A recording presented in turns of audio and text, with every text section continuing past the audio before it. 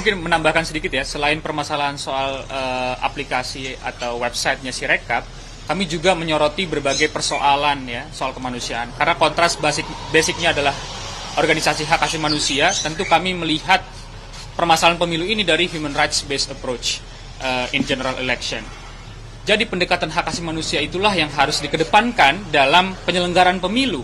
Nah, hari ini kita melihat bahwa ada 91 per kemarin begitu ya, 94 petugas KPPS yang telah meninggal dunia dan 4.000 lebih dinyatakan sakit.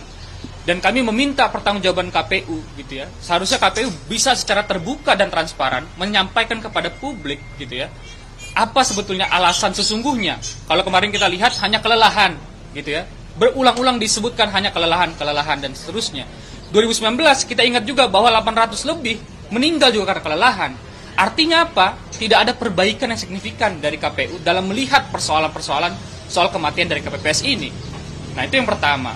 Yang kedua, kami juga menagih gitu ya, KPU sebagai penyelenggara pemilu juga bisa menyampaikan kepada publik secara transparan dan akuntabel bagaimana kompensasi ya yang akan diberikan kepada korban atau keluarga korban ya, baik yang sakit maupun yang meninggal dunia ya, walaupun sebetulnya sudah ada beberapa dokumen yang disampaikan kepada KPU, tapi kami ingin menegaskan gitu ya bahwa informasi publik yang kami ajukan ini untuk memantik agar KPU bisa secara terbuka dan transparan dalam melihat itu. Yang poin ketiga yang ada dalam surat keterbukaan informasi yang Kontras dan ICW ajukan itu juga soal kecurangan tentu saja.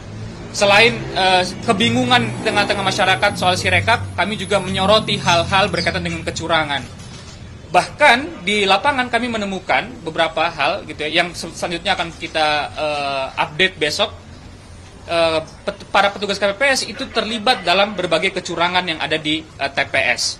Artinya karena petugas KPPS itu bertanggung jawab kepada KPU sebagai penyelenggara, KPU juga harus menjelaskan secara terbuka, gitu ya. Bukan hanya sebatas tugasnya Bawaslu, tapi KPU juga punya kewajiban moral untuk menjelaskan kepada masyarakat soal kecurangan-kecurangan yang ada. Nah, kecurangan-kecurangan ini jumlahnya sangat banyak, sangat besar dilakukan oleh petugas KPPS.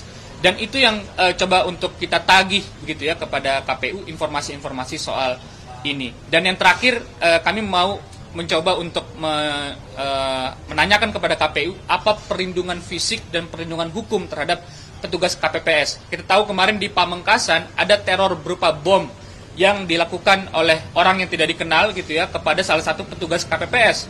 Walaupun sudah diusut oleh Polda Jatim ya kalau saya tidak salah, tapi paling tidak KPPS yang kemudian direkrut oleh KPU ini juga memiliki satu tanggung jawab gitu ya soal perlindungan hukum atau perlindungan fisik karena hal-hal tersebut berkaitan dengan kekerasan dan nyawa, dan kami berharap bahwa KPU bisa bertanggung jawab untuk menyelesaikan hal-hal tersebut.